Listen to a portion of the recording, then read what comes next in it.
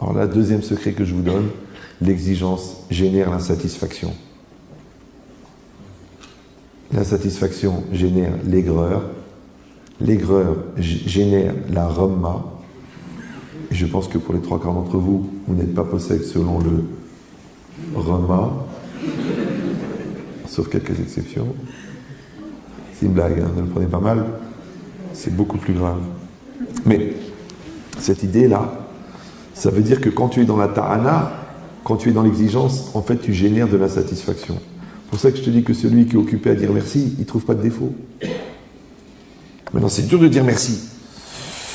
D'abord parce qu'on est égoïste, et deuxièmement parce qu'on veut manipuler l'autre grâce à un chantage émotionnel, du dosage très limité des compliments qu'on donne pour que l'autre soit tout le temps en insatisfaction. Comme le chien, il attend la caresse. C'est pour ça qu'il lui donne des coups de pied. Comme ça, il apprécie la caresse. Rabotaï, une femme qui t'a donné 5 enfants, tu n'as même pas le droit de penser à un reproche. Penser, tu n'as pas le droit. Le dire, tu es dans le Hiloul Hashem déjà. Et c'est pareil, un mari qui s'escanne toute la journée pour ton bien-être, s'il est balabaït, et pour ton lamaba, s'il est avrer, fais cette mitzvah accessible à n'importe quel niveau de religion, ferme-la. Alors vous allez dire, alors on n'a plus rien à dire, alors ça veut dire on doit se taire, on doit s'étouffer.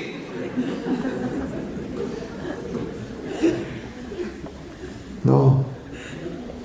Tout ce qu'on obtient par la pression, on peut l'obtenir par les encouragements. Tu peux dire à quelqu'un j'en ai marre que tu arrives en retard. Ou tu peux dire à quelqu'un j'adore quand tu arrives à l'heure.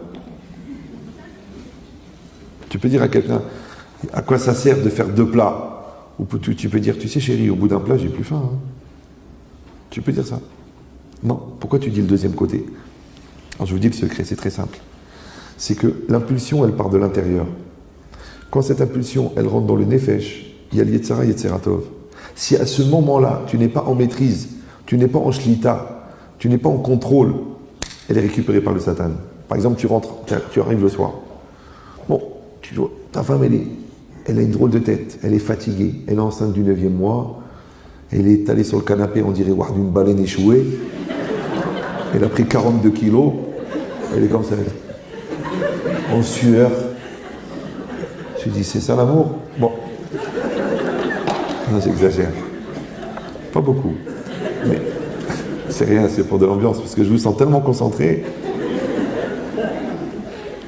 J'ai l'impression que vous oubliez que je suis le rabbin le plus rigolo du monde.